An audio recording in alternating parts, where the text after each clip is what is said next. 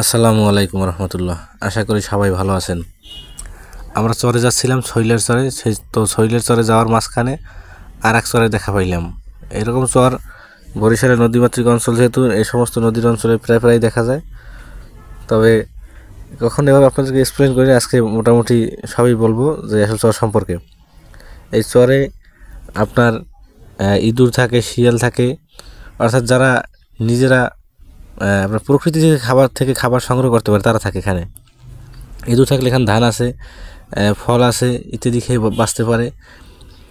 ইঁদুর থাকে এখানে। এরপর শিয়াল, তারা এখানে শিকার করে বাঁচতে পারে।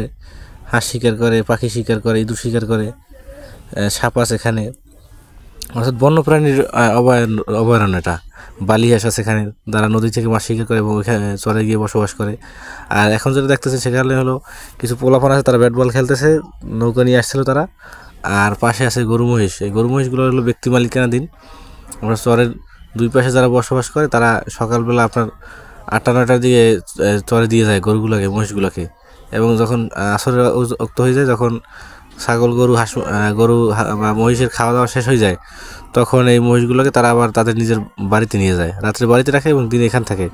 এটাকে বলা হয় আসলে মুক্তচারণ পদ্ধতিতে আপনার গরু মহিষ পালা।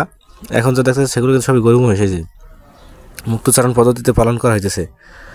আর চরটা দেখেই বুঝতে পারছেন যে কী পরিমাণ বড় চর। এখানে চাইলে বহুত মানুষ বসবাস করতে পারতো, যেহেতু রাস্তাঘাট নাই এখানে বসবাসের মতো উপযুক্ত, এই কারণে করা হয় নাই। নদীপথে আসলে এভাবে আসা যাওয়া করাটা সম্ভব না, যার কারণে এখানে মানুষ দুজন বসবাস করে না। শুধু তাদের প্রয়োজনে গরুগুলোকে দিয়ে যায়, ঘাস টাস খাওয়াইয়ে আবার বিকেলবেলা নিয়ে যায়। এবং চাইলে তারা অনেকে কৃষিকাজও করে, এখানে ধানও ফলায়। এই হলো অবস্থা। তো এখন এই যে দেখাইতেছি, এখানে হলো গরু মহিষে ঘাস খাইতেছে। এই হলো একটা চর।